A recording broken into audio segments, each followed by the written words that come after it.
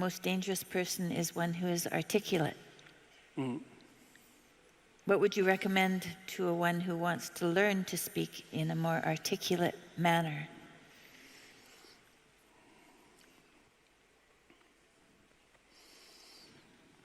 Well, articulate is an interesting word, because if your joints are articulated, and that means you can do things with them because they're articulated, right? They're not one solid, vague mass. They're differentiated. And someone who's graceful is articulated and compelling because they're articulated. And speech is a form of articulation in that manner because the act of speech itself is extremely complicated. It's a very complicated motor activity, right? It's a very complicated action to dance with your tongue, let's say.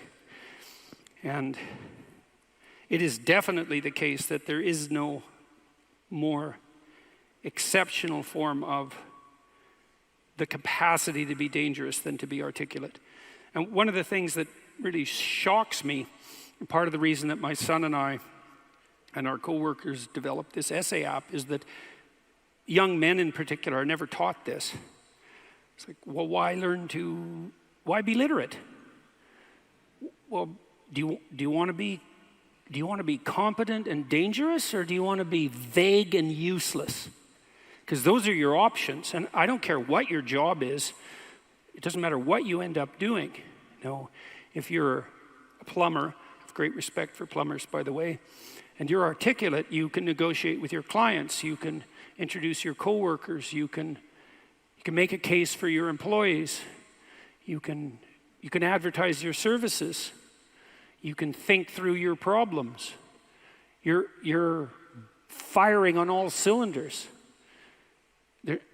Our whole culture is based on the idea of the supremacy of the word. Our whole culture is based on the idea that it is the word itself that extracts habitable order from chaos and possibility. And the reason our culture is predicated on that is because it's a deep truth. And to the degree that our culture actually embodies that, it works. So it's a great thing to be articulate. And it would be so lovely if our educators were wise enough to communicate this appropriately to young men who are striving forward, and to let them know in no uncertain terms that if they want to make themselves into forces to be contended with, that there's no surer route to that than an exceptional poetic literacy. Now, it's not like young people don't have an intuition of this. There are reasons they admire rap musicians, for example, who are often extraordinarily articulate in their performance and their capacity for spontaneous poetic utterance. And certainly the greatest people I've met, including great warriors, you might say, are great in no small part because they're articulate. I know a former special services, special operations soldier, Jocko Willink. Some of you might know about Jocko. He's got a pretty decent online following, and he's about 4 feet wide and about 3 feet thick, and he's one tough son of a bitch. I'll tell you, you don't want to mess with him, and he knows perfectly well and is very capable of articulating the fact that his success as a eminent warrior is in no small part dependent on his ability to communicate. Because he could communicate well, he could listen to the men who were under his command. Because he was articulate, he could explain to his superiors the situation on the ground. Because he was articulate, he could make a case that the men under his command who were deserving would be promoted. Because he could think in an articulate manner, he could plan strategically and not lose battles. Okay, so that's the case for being articulate. And what's the alternative? You want to be inarticulate? You want to say and like and and pause and stumble and be unable to formulate a strategy, be unable to elucidate a vision, be unable to compel? and convince other people, to entice them with your articulated vision of what might be? You want the opposite of that? Why would you want that? You would choose awkwardness over grace? It's preposterous. It's beyond foolish. And I cannot understand for the life of me why this case isn't made in a compelling manner, particularly to young men. And I know it's not being articulated to young men because they're dropping out of the educational realm in droves. And it's unbelievably sad. So, how do you become articulate? Well, by paying attention to what you say. That's a good start.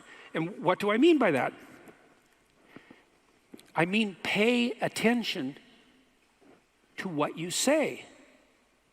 So you can think of this as an analogy. So imagine that you're trying to walk across a swamp, and the swamp is murky, but you know there's a path. You know there's a path of stone under the water, but it twists and moves.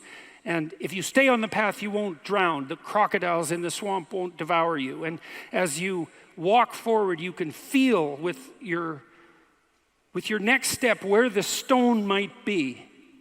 And then you feel it's solid. Then you take that step, and then you do the same thing with your foot again. You search, and you find out what's solid, and you step on it, and you move forward in that manner. That's what you do with your words. It's the same thing. You feel, and you feel, is this the right word?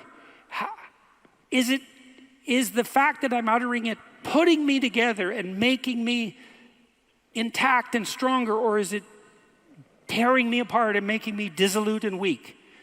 And you can learn to do that. I learned this in part from reading Carl Rogers, who's a great clinician, and Rogers believed that the integration of language and action was a necessary precondition for operation as an effective clinician, that you had to align what you said with who you were, and that one of the things that your clients would be evaluating you for was that capability. And you might say that someone with that capability manifest themselves as genuine and trustworthy. And more than that, I would say also as compelling and interesting, although that can be gamed. But the entire combination that emerges out of the domain of articulate communication can't be gamed. It's not easily. You feel your way. I noticed 40 years ago when I started thinking these things through that much of what I said actually made me feel weak. I didn't know why exactly, but sometimes some of the things I said didn't have that effect. They weren't accompanied by a sense of shame, let's say. They weren't accompanied with a sense of vulnerability. They were solid. And at the beginning, that was probably only about 5% of what I said. The rest of it was instrumental. It was language I was using to get my way in the manner that Tammy described when she introduced me tonight. There was an arrogance in my use of language that had to do with the desire to attain proximal victories, right? To appear smart, let's say, to win an argument, something like that. A very different idea than merely feeling my way along to see what word was appropriate for what moment. But you can learn to do that. And you can listen to yourself, and you can stop humming and hawing and using like and and fillers. And you can take the time necessary to craft your words carefully. And you can practice merely saying what you believe to be true. And you can read. And you can read great writers. And you can write. And you can write about what you think about the problems that obsess you. And you can become articulate as a consequence. And there'll be nothing about that that isn't the adventure of your life. And so it's a moral endeavor in some real sense. Right? To become articulate is to become the master of your own tongue. And to become properly articulate is to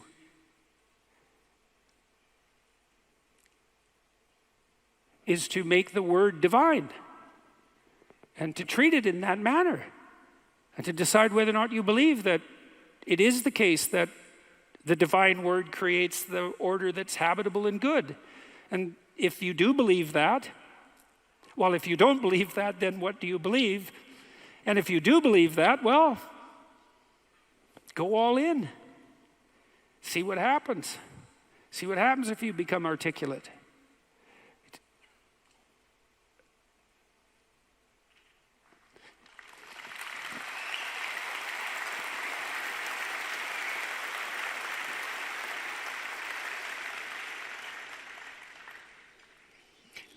I'll give you one more small example. Tammy touched on this in the introduction too.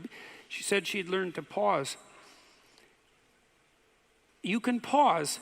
It's a prayerful pause in some sense. When you're in a discussion with someone, you can ask yourself, they might present you with a question or a conundrum or a proposition, and instead of responding with what you know to be right, so to speak, you could just ask yourself, what do I actually think about that? But it has to be a real question. It has to be the kind of question that you'd pose to someone you didn't know. It has to be a question predicated on the idea that you might not know who you are and that you could ask. And so someone will present you with a question, you think, okay, what do I think about that? But you have to want to know the answer, and then the answer will make itself known, because that's how thought works, and then you can just communicate that answer. And if you do that, you'll be interesting right away. You'll be interesting to the person that you're talking to. And if they do that to you, they'll be interesting too. And then if you both do that, you'll have an interesting conversation. And if you have an interesting conversation, you'll both grow as a consequence. And that's actually the pathway to growth. And you just wait. You can wait. You can open yourself up to the possibility that what needs to be said will make itself manifest, if that's what you are striving for, if that's what you're asking for. And then you can merely communicate that. You have to abandon instrumentality to do that. So one of the reasons Joe Rogan is so successful, by the way, is that that's what Joe does. He just asks questions. He isn't trying to get something from his guests. He's not trying to become more famous. He doesn't need any more money. There's no instrumental utilization of language in his discourse. He's just a humble lunkhead, in the most profound sense, who would like to know more than he knows, and who asks all the stupid questions he can think up. And it turns out that he's actually very, very smart and very well educated now, after talking to hundreds and hundreds of people and listening. And so the stupid questions he asks aren't stupid, and they're questions that are shared by virtually everyone who's listening. And he takes his listeners along on this process of exploratory endeavor, and it's the pathway to success. And the same thing can be true of your life. The pathway to success is much,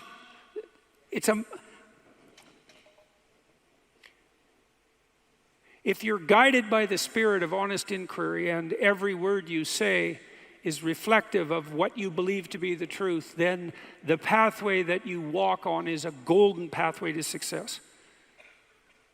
And I know that. I know that to be true.